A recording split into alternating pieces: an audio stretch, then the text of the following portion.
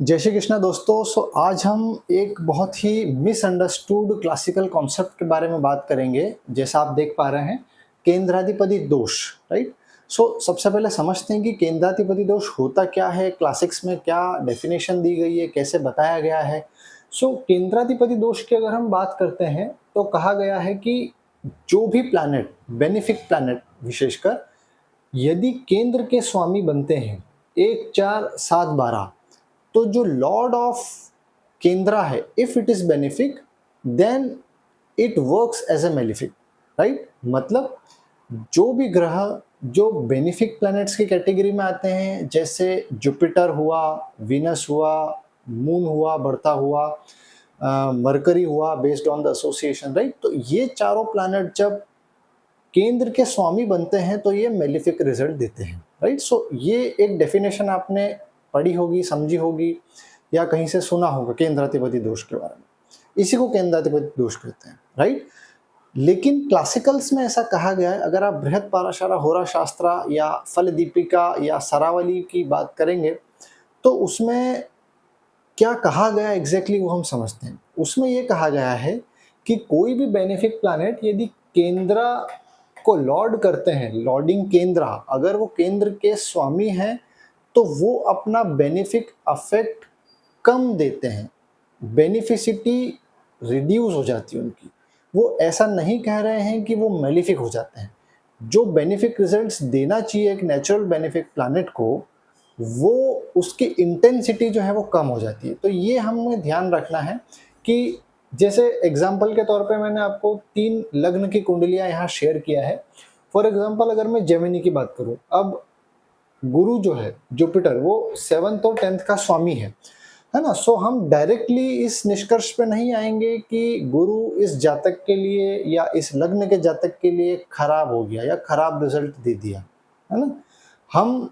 हमको और भी चीजें देखना होती है। हम ये बोल सकते हैं कि गुरु जो है जितना बेनिफिक रिजल्ट्स देना चाहिए उतना ना देके वो कुछ स्ट्रगल के बाद रिजल्ट देगा या कुछ अप्स एंड डाउन्स के बाद रिजल्ट देगा, राइट। लेकिन कुछ एक्सेप्शंस हैं, उसके बारे में हम बात करेंगे। कुछ रूल्स हैं कि कब केंद्राधिपति दोष कैंसल होता है, उसके बारे में भी हम बात करेंगे, राइट।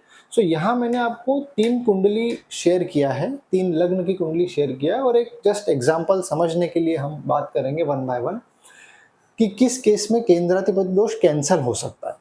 अगर आप जेमिनी लग्न को देखेंगे तो जैसा मैंने बताया आपको कि 7th और 10th का स्वामी जुपिटर बनता है तो केंद्राधिपति दोष में आ जाता है। एंड अगर पोजीशन आप जुपिटर की देखेंगे तो वो 3rd हाउस में लियो साइन में बैठे हैं, राइट। जुपिटर जो है वो केंद्र के लॉर्ड है और 3rd में बैठे हैं। अब इसमें एक चीज और ध्यान रखना है कि लग्न लॉर्ड इज ऑलवेज बेनिफिक, है ना। लग्न लॉर्ड जो है वो हमेशा अच्छा ही रिजल्ट देता है, चाहे वो अष्टमेश क्यों ना हो। जैसे तुला राशि की, तुला लग्न की बात करेंगे या मेष की बात करेंगे तो मेष में मंगल, तुला में शुक्र, वो हमेशा आपको बेनिफिक रिजल्ट्स ही देते हैं। यस, उसमें कुछ कंडीशन है, किसके साथ एसोसिएटेड है, कंजंक्टेड है, एस्पेक्ट है, वो सब अलग है, बट जनरली लग्न लॉर्ड इज गुड। यहाँ जब केंद्राधिपति दोष की बात कर रहे हैं हम, तो मोटा मोटा हम 4, 7 और 10 ये हाउसेस को ही स्टडी कर रहे हैं, राइट। जेमिनी की अगर हम बात करें, जेमिनी लग्न की बात करें, तो गुरु जो है वो केंद्र का स्वामी होके 3rd हाउस में बैठा है। इस कंडीशन में हम कह सकते हैं अगर इसके ऊपर कोई बेनिफिक एस्पेक्ट्स नहीं है या नवमांश में भी स्थिति इसकी खराब है या इसके साथ कोई ऐसे बेनिफिक प्लैनेट नहीं बैठे, तो हम ये कह सकते हैं कि इस पर्टिकुलर लग्न में, इस पर्टिकुलर जातक को केंद्राधिपति दोष लगता है। उससे क्या होगा, जो रिजल्ट जुपिटर को महादशा अंतरदशा में मिलना चाहिए वो कम मिलेंगे, उसकी इंटेंसिटी कम होगी। सेकेंड एग्जाम्पल की अगर हम बात करें तो एरीज। अब एरीज की अगर हम बात करेंगे तो शुक्र जो है, यहां हम बोल सकते हैं शुक्र 7th लॉर्ड है, तो सप्तम का स्वामी हो जैसे ही हुआ वो हमने बोला कि केंद्राधिपति दोष लग गया, क्योंकि बेनिफिक प्लैनेट है और 7th का लॉर्ड है। लेकिन अगर आप इस चार्ट को ध्यान से देखेंगे तो इसमें शुक्र जो है वो 2nd हाउस में स्व राशि में होकर बैठा है। तो जब भी प्लैनेट चाहे वो केंद्र का स्वामी है, लेकिन अगर वो स्वराशि में बैठा है, मजबूत बैठा है, यही नवमांश में भी स्थिति अगर हम देखेंगे, वहाँ भी वो अच्छी डिग्निटी में बैठा है, अच्छे प्लैनेट्स के साथ बैठा है, अच्छे हाउसेस में बैठा है, तो हम इस केंद्राधिपति दोष को इस केस में नहीं मानेंगे। केंद्राधिपति दोष तभी लगेगा जब बाकी कंडीशंस भी फुलफिल नहीं हो रही है और नलीफाई तो होगा ही नहीं। जैसा आप समझा है आपने कि मेलिफिक हो जाएगा, मेलिफिक नहीं होगा, उसकी बेनिफिसिटी थोड़ी कम हो जाएगी।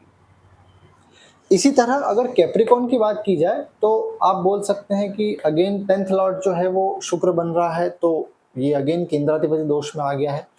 लेकिन इसमें एक चीज़ और ध्यान रखना है कि कुछ प्लैनेट्स ऐसे होते हैं जो केंद्र और त्रिकोण साइमल्टेनियसली दोनों को रूल करते हैं, राइट। इसको हम योग कारक प्लैनेट बोलते हैं। तो कैप्रिकॉर्न लग्न की अगर आप बात करोगे तो शुक्र जो है वो पंचम का भी स्वामी है और 10th का भी स्वामी है ना। सो इस केस में क्या होता है कि क्योंकि वो ट्राइन का भी लॉर्ड है तो वो अपने आप शुभ हो गया। पाराशर जी बोलते हैं trainer lords are always good, right. इसीलिए हम बोलेंगे कि वीनस जो है वो यहाँ केंद्राधिपति दोष में नहीं आएगा, बिकॉज इट इज अ योग कारक प्लैनेट, राइट। सो इस तरह से हमने देखा कि प्लैनेट्स जो है वो एग्जैक्टली जो है वो केंद्राधिपति दोष में कब आ सकते हैं। हमेशा नहीं आएंगे, कुछ कंडीशंस में आएंगे जिसमें उनको दूसरे प्लैनेट से भी सपोर्ट नहीं मिल रहा है और हम ये कहेंगे कि बेनिफिसिटी उसकी कम होगी, है ना।